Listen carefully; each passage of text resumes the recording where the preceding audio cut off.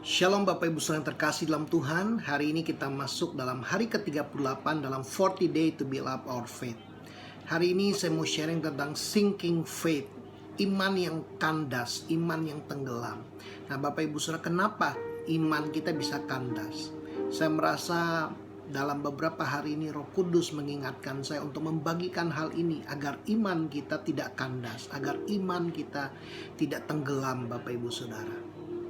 Nah, kita melihat Bapak Ibu Saudara di dalam Ibrani 11 ayat yang ke-6, tanpa iman tidak mungkin orang berkenan kepada Tuhan. Roma 14 ayat 23 berkata, segala sesuatu yang tidak berdasarkan iman adalah dosa. Nah, Bapak Ibu Saudara, dengan iman kita menerima semua yang disediakan Tuhan bagi kita. Iman sangat penting Bapak Ibu Saudara. Nah, pertumbuhan iman kita, iman yang kuat sangat berkorelasi dengan hati nurani. Nah, kita melihat Bapak Ibu Saudara beberapa contoh di dalam firman Tuhan. Contoh yang positif yang pertama dikatakan di dalam 1 Timotius 3 ayat 8 dan 9. Demikian juga diaken-diaken. Diaken adalah orang yang dipilih untuk melayani, dan dikatakan diaken itu harus orang yang memelihara rahasia iman dan hati nurani yang suci. Jadi iman yang kuat sangat berkaitan dengan hati nurani yang suci. Kita melihat juga dalam kehidupan Rasul Paulus di dalam 2 Timotius 4 ayat yang ke-7 dikatakan, aku telah mengakhiri pertandingan yang baik. Iman adalah sebuah pertandingan.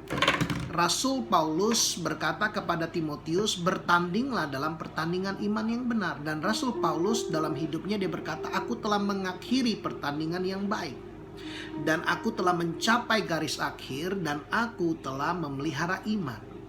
Nah, apa rahasianya Rasul Paulus dapat memelihara iman dalam hidupnya? Di Kisah 24 ayat 16 dikatakan, sebab itu aku senantiasa berusaha untuk hidup dengan hati nurani yang murni di hadapan Allah dan manusia. Nah, ternyata rahasia Rasul Paulus dapat memelihara imannya sampai akhir karena dia telah senantiasa berusaha untuk hidup dengan hati nurani yang murni di hadapan Allah dan manusia. Nah, kita melihat juga beberapa contoh iman yang kandas, iman yang tenggelam. Kita melihat Bapak Ibu Saudara di dalam 1 Timotius 1 ayat 19 dikatakan, beberapa orang telah menolak hati nuraninya yang murni itu, dan karena itu kandaslah iman mereka. Di dalam bahasa terjemahan sehari-hari dikatakan, berjuanglah dengan berpegang pada kepercayaan yang benar dan dengan hati nurani yang suci. Jadi kepercayaan yang benar harus didasari juga adalah hati nurani yang suci. Ada orang-orang yang tidak peduli akan suara hati nuraninya, sehingga hancurlah kepercayaan mereka. Nah, Bapak Ibu Saudara, iman kita dapat hancur, iman kita dapat kandas, kita tenggelam. Kenapa? Karena kita mengabaikan suara hati nurani kita. Nah, kita melihat juga Bapak Ibu Saudara di dalam Mazmur 107 ayat 17 dikatakan, ada orang-orang yang menjadi sakit oleh sebab kelakuan mereka yang berdosa, dan disiksa oleh sebab kesalahan-kesalahan mereka. Orang yang hati nuraninya tidak dijaga, tidak murni, dia akan tersiksa, disiksa dengan yang namanya rasa bersalah. Nah, ada orang yang menjadi sakit karena dia tidak menjaga hati nuraninya. Bapak Ibu Saudara, untuk itulah Bapak Ibu Saudara, ketika juga kita tidak menjaga hati nurani kita, kita nggak punya iman yang kuat untuk kita menerima apa yang kita doakan. Orang yang gak menjaga hati nuraninya ketika dia sakit, ketika dia berdoa, dia gak punya iman untuk dia disembuhkan oleh Tuhan. Makanya dia selalu bergantung kepada orang lain untuk mendoakan dia. Nah, Bapak Ibu Saudara, bukan berarti didoakan oleh orang lain salah, tetapi Tuhan mau kita menjaga hati nurani kita agar ketika engkau punya hati nuranimu yang suci, engkau sanggup menghadapi setiap panah api dari si jahat. Karena dengan perisai iman kita menghadapi segala panah api dari si jahat. Tanpa hati nurani yang suci, kita gak punya iman yang kuat untuk menghadapi serangan-serangan, dakwaan-dakwaan. Maka dikatakan disiksa oleh kesalahan-kesalahan mereka. Nah, Bapak Ibu Saudara, pentingnya kita sebagai orang percaya di dalam selama 40 hari ini, bahkan setelah ini Bapak Ibu Saudara, setelah selesai 40 hari, itulah waktu Bapak Ibu Saudara untuk memulai. Pentingnya engkau menjaga hati nuranimu. Nah, Bapak Ibu Saudara, saya ingat kesaksian mama saya ketika dia baru pertama kali mengenal Tuhan. Dia belum pernah membaca firman pada waktu itu, dan ketika dia berdoa, Tuhan berbicara kepada mama saya. Amsal 4 ayat 23, jagalah hatimu dengan segala kewaspadaan, karena dari situlah terpancar kehidupan. Itulah ayat yang pertama kali Tuhan berbicara kepada mama saya. Dia membuka dan dia menjadi rema di dalam kehidupannya. Nah, Bapak Ibu Saudara, Tuhan mengingatkan kita perlu jaga hati kita dengan segala kewaspadaan, karena dari situlah terpancar kehidupan. Kalau hati nurani kita penuh dengan firman, hati nurani kita suci, akan terpancar kehidupan. Tapi kalau hati kita penuh dengan rasa bersalah, penuh dengan dosa, kemunafikan yang tersembunyi, itu akan menjadi beban-beban. Itu akan sangat berkorelasi dengan pikiran Bapak Ibu Saudara. Engkau sulit tidur, engkau tidak tenang, gak ada damai sejahtera, engkau selalu gelisah, dan berpengaruh juga dengan kesehatan lambungmu, pencernaanmu Bapak Ibu Saudara. Untuk itu kita penting sekali menjaga hati nurani kita. Nah, hati nurani kita rusak karena ada dosa-dosa dalam hati yang tidak kita akui. Di dalam Matius 7 ayat 21 dikatakan, sebab dari dalam hati orang timbul segala pikiran jahat. Apakah ada pikiran jahat di hati kita? Kita perlu bertobat, kita perlu akui Bapak Ibu Saudara. Tuhan mau kita punya pikiran yang benar. Karena itu Tuhan mengingatkan kita perlu mengalami pembaharuan akal budi, pembaharuan pikiran. Apakah ada percabulan di dalam hati kita?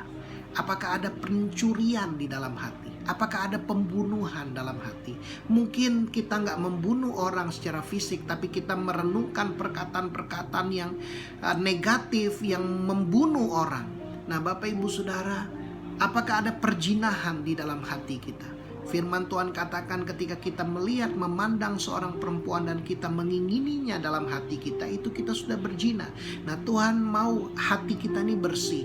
Apakah ada keserakahan di dalam hati kita? Kita menginginkan harta orang lain, menginginkan milik orang lain. Kita pengen mengumpulkan, bagaimana bisa mengumpulkan harta dengan cepat. Nah, Bapak Ibu Saudara, apakah ada kejahatan?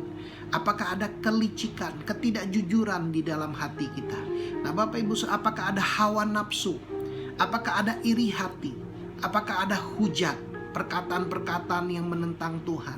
Di dalam 1 Timotius 1 ayat 20 dikatakan, demikian juga Himenius dan Alexander, mereka menghujat Tuhan, mereka diserahkan kepada iblis agar mereka jera menghujat Tuhan. Nah, Bapak Ibu Saudara, orang yang hati nuraninya tidak murni, kita perlu Bapak Ibu Saudara betul-betul ngecek hati kita. Nah, hati yang nurani nggak murni dikatakan ada kesombongan, ada kebebalan. Orang yang sombong dia merasa bisa sendiri. Orang yang sombong dia memandang dirinya lebih baik daripada orang lain. Orang yang sombong dia sulit dinasehati. Apakah ada kebebalan dalam hati kita? Nah, Bapak Ibu Saudara, orang yang bebal tidak mau dinasehati. Nah, Tuhan mau kita betul-betul Bapak Ibu jaga hati kita. Dikatakan semua hal-hal jahat ini timbul dari dalam hati dan menajiskan orang. Nah, di dalam Yeremia 17 ayat 9 dikatakan, betapa liciknya hati, lebih licik daripada segala sesuatu.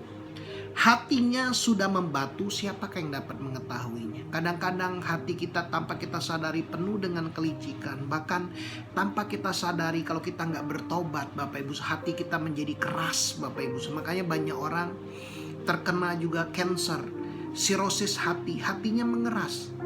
Tidak semua orang kena penyakit ini karena dia berdosa Bapak Ibu, tetapi ada penyakit yang disebabkan karena dosa. Menjadi keras hatinya karena hatinya dikatakan sudah membatu karena dosa. Nah, ayat 10 dikatakan, aku Tuhan yang menyelidiki hati, yang menguji batin untuk memberi balasan yang setimpal kepada setiap orang, setimpal dengan tingkah langkahnya, setimpal dengan hasil perbuatan. Izinkan Tuhan menyelidiki hati dan menguji batin kita Bapak Ibu Saudara. Amsal 28 ayat 13 dan 14 dikatakan, siapa yang menyembunyikan pelanggarannya tidak akan beruntung. Coba cek hidupmu. Kalau Bapak Ibu Saudara kau mengalami tidak beruntung Jangan-jangan ada pelanggaran-pelanggaran yang kau sembunyikan, yang belum kau akui. Tetapi siapa yang mengakui dan meninggalkannya, dia akan disayangi. Dan ayat 14 dikatakan, berbahagialah orang yang senantiasa takut akan Tuhan. Ingat Bapak Ibu, seorang yang takut akan Tuhan, dia sadar semua perbuatannya, perkataannya, pikirannya dinilai oleh Tuhan. Sekalipun dia sendiri, sekalipun gak ada orang yang melihatnya, tapi Tuhan melihatnya. Tuhan mau kita takut akan Tuhan. Tetapi orang yang mengeraskan hati akan jatuh ke dalam malapetaka. Bapak Ibu Saudara, mari kita bertobat. Akui. Mari kita jangan keraskan hati. Mari kita miliki hati yang lembut hati. Nah Bapak Ibu Saudara, Yakobus 5 ayat 16 dikatakan, karena itu hendaklah kamu saling mengaku dosamu dan saling mendoakan. Mari kita belajar terbuka kepada pemurid, kepada suami, kepada istri, istri kepada suami, kepada orang yang dapat kita percayai. Mari kita terbuka, mengaku dosa kita. Jangan kita tutup-tutupi. Bapak Ibu Saudara, banyak orang gak sembuh karena orang mengaku dosa hanya sebagai formalitas, hanya untuk membuat lega hati nurani. Dia gak betul-betul dengan remuk hati datang kepada Tuhan. Contohnya seperti ini Bapak Ibu Saudara. Ada orang mengaku dosa, Kak, aku berdosa. Aku sudah jatuh dalam dosa. Kenapa? Apa yang kamu lakukan? Iya, saya mencuri. Oh iya, doakan aku, Kak. Bapak Ibu Saudara, dia mengaku dia mencuri. Kamu mencuri apa? Aku mencuri tali, dia bilang. Tetapi dia tidak terbuka. Di ujung tali ada sapi yang dia curi. Dia hanya ngaku mencuri tali, tapi nggak ngaku sapinya ada, Bapak Ibu Saudara.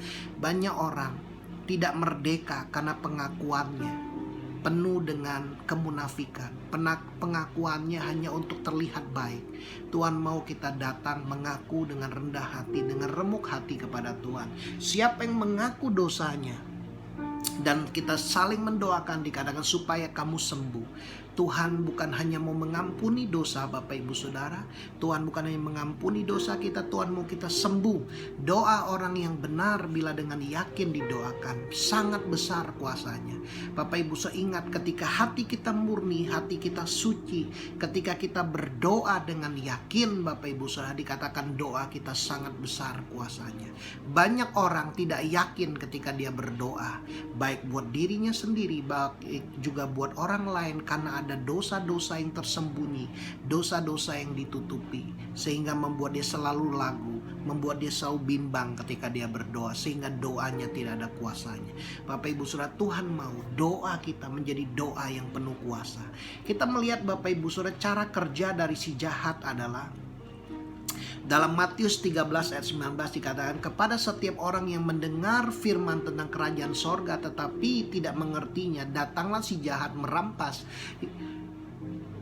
yang ditaburkan dalam hati orang itu. Itulah benih yang ditabur di pinggir jalan. Ternyata benih firman yang ditabur di dalam hati itu dirampas oleh si jahat kalau kita tidak mengerti. Dan juga di dalam Lukas pasal 8 ayat 12 dikatakan, yang jatuh di pinggir jalan itu ialah orang yang telah mendengarnya, kemudian datanglah iblis lalu mengambil firman itu dari dalam hati mereka supaya mereka jangan percaya dan diselamatkan.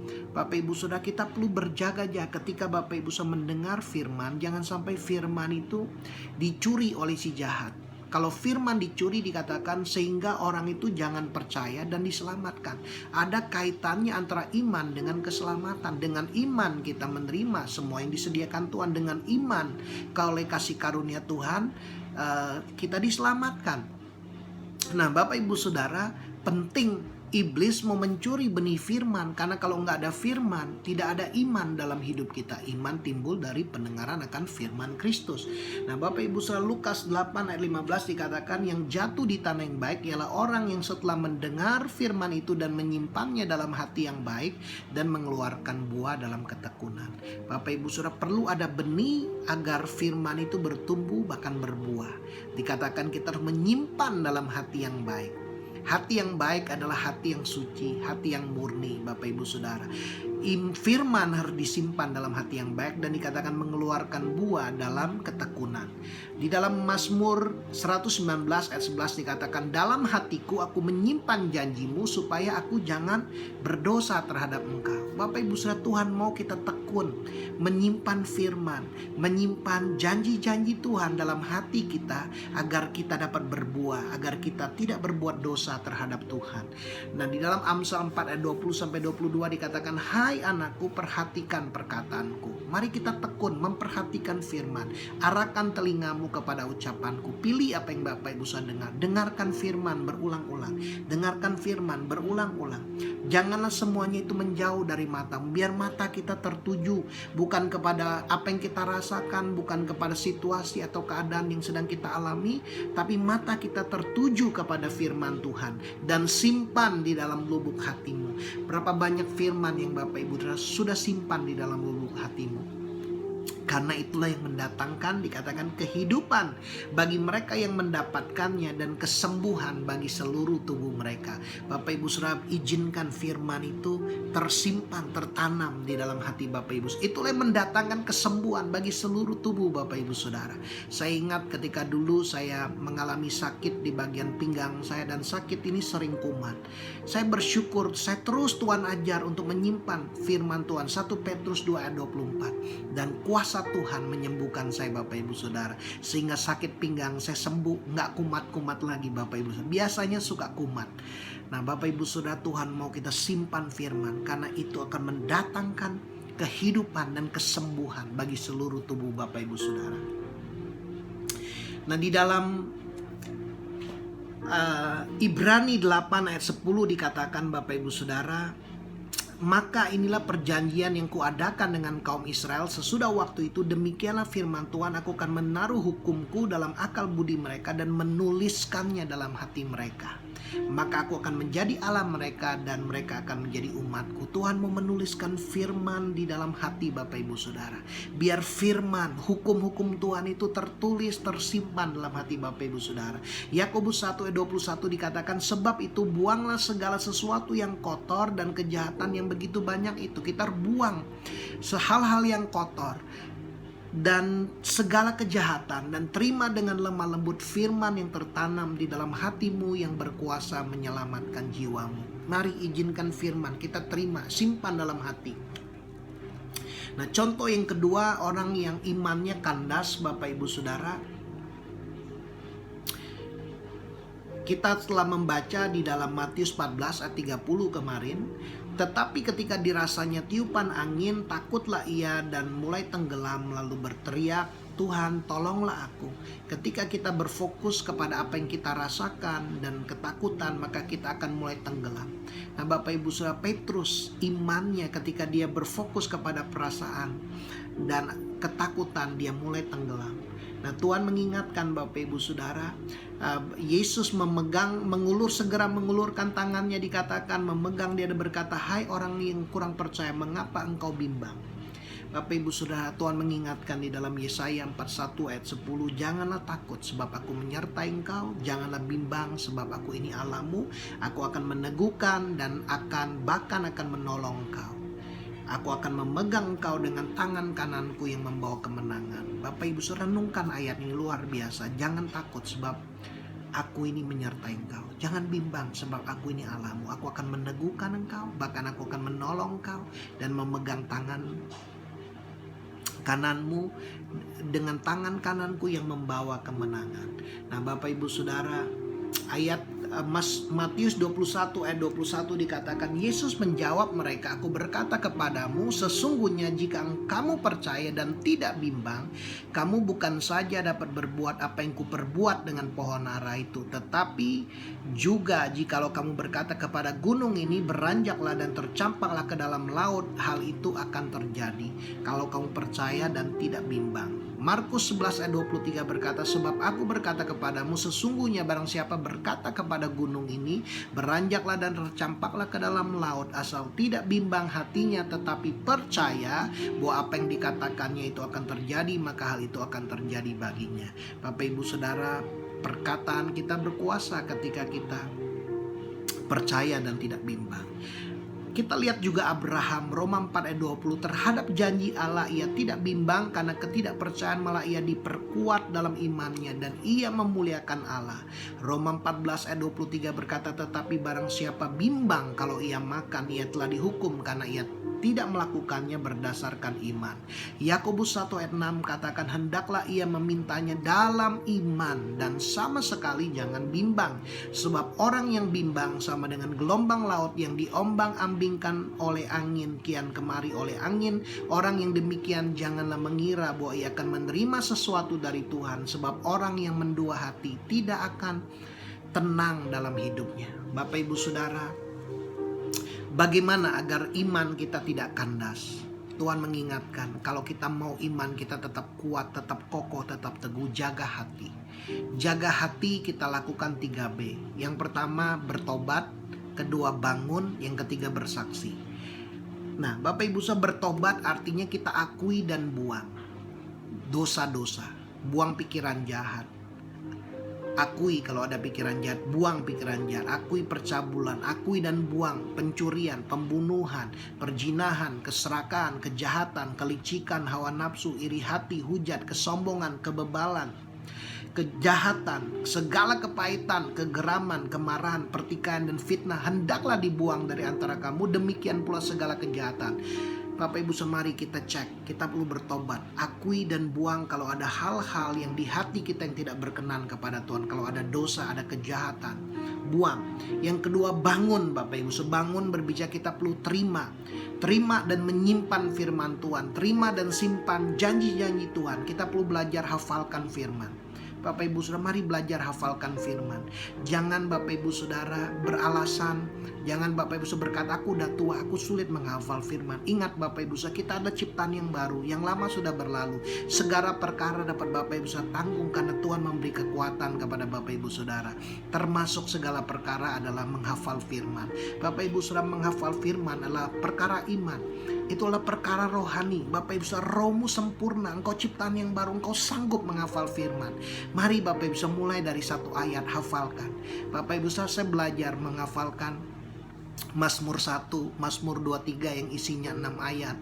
Saya menghafalkan Mazmur 121 yang isinya 8 ayat. Saya belajar menghafal Mazmur 91 yang isinya 16 ayat. Awal ketika saya mau menghafal ada ketidakyakinan, bisa nggak ya? Tapi saya ingat Filipi 4 ayat 13, segala perkara dapat aku lakukan. Dan oleh anugerah Tuhan, saya diberi kemampuan, kasih karunia. Saya percaya Bapak Ibu saya juga bisa lakukan. Mulai Bapak Ibu saya simpan, terima dan simpan firman di dalam hati. Karena firman yang tersimpan di dalam hati itulah yang akan menghasilkan buah, mengeluarkan buah dalam ketekunan. Mari kita lakukan dengan tekun. Firman yang tersimpan dalam hati yang membuat kita tidak berbuat jahat, yang menghindari kita Bapak Ibu Saudara, menjaga kita agar kita tidak berbuat dosa. Nah Bapak Ibu Saudara, hafalkan firman, perkatakan firman setiap hari. Jangan lupa perkatakan firman, perkatakan janji Tuhan. Jangan lupa renungkan firman siang dan malam. Bapak Ibu Saudara, siang dan malam. Ketika siang hari, jam makan siang, renungkan firman, perkatakan firman. Malam hari sebelum tidur, perkatakan firman.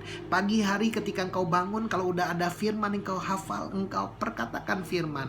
Seringkali saya belajar Bapak Ibu sebelum tidur, saya perkatakan Mazmur 23, saya perkatakan Mazmur 1. Bapak Ibu saya perkatakan Mazmur 121. Ketika bangun pagi-pagi, saya mulai perkatakan firman. Nah Bapak Ibu renungkan siang dan malam. Dan Bapak Ibu Saudara, lakukan firman, bertindak sesuai firman Tuhan. Ini bagian yang kedua, terima dan simpan. Ini adalah sebuah tindakan aktif untuk kita menghafalkan firman, memperkatakan, merenungkan dan melakukan firman. Dan bagian yang ketiga adalah untuk kita menjaga hati adalah kita perlu bersaksi. Bapak Ibu Saudara, dengan bersaksi engkau sedang membangun. Kesaksianmu adalah roh nubuatan. Kesaksian tentang Yesus adalah roh nubuatan. Nah ketika engkau bersaksi, engkau sedang membangun iman. Berapa banyak Bapak Ibu Saudara, dalam hidup kita ketika kita mendengar orang bersaksi, iman kita dibangkitkan. Untuk itulah Bapak Ibu kita perlu sering-sering bersaksi. Apa yang kau alami, pengalaman ketika Bapak Ibu mempraktekkan firman, engkau mengalami kasih Tuhan, engkau mengalami mujizat, engkau perlu menyaksikan itu agar imanmu bertumbuh. Nah Bapak Ibu Saudara, mari Tuhan mau kita membangun iman kita, agar iman kita tidak kandas, agar iman kita tidak tenggelam, tetapi iman kita bangkit, iman kita tidak tergoyahkan. Mari kita jaga hati kita Bapak Ibu Saudara dengan kita bertobat, akui dan buang dosa, hal-hal yang tidak berkenan di dalam hati kita. Bertobat dari perkataan yang negatif, bertobat dari tindakan yang tidak sesuai firman, dan bertobat dari pikiran-pikiran yang negatif. Apa yang ada di dalam hati yang tidak berkenan, mari kita bertobat, akui dan buang Bapak Ibu Saudara. Dan mari kita bangun lewat kita menerima dan menyimpan firman. Terima dan simpan firman. Miliki hati yang lemah lembut untuk kita menerima dan menyimpan firman. Miliki hati yang rendah hati. Tuhan mengajarkan jalannya kepada orang yang rendah hati. Dan mari kita bersaksi Bapak Ibu Saudara. Mari kita bagikan kesaksian, bagikan firman setiap hari. Bapak Ibu Saudara, saya percaya kalau kita terus lakukan hal ini Bapak Ibu secara konsisten dan intensional, Bapak Ibu engkau akan mengalami kemenangan yang luar biasa. Tuhan, aku berdoa bahwa setiap kami yang mendengar firman-Mu hari ini, biar kami bisa terus menjaga hati kami, agar kami boleh terus bertobat. Kami belajar untuk mengakui dan membuang segala dosa, segala hal yang tidak berkenan di hati Tuhan.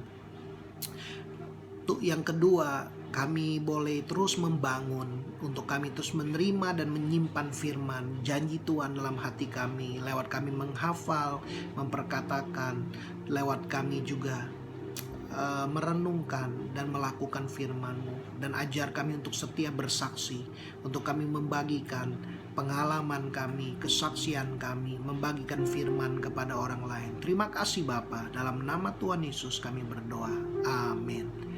Saya berdoa biar firman ini menguatkan Bapak Ibu Saudara. Firman ini memberikan revelasi, pewahyuan dalam hidup Bapak Ibu Saudara, agar iman kita tidak kandas, tapi iman kita dapat semakin kokoh, semakin kuat, dan tidak tergoncangkan. Tuhan Yesus memberkati.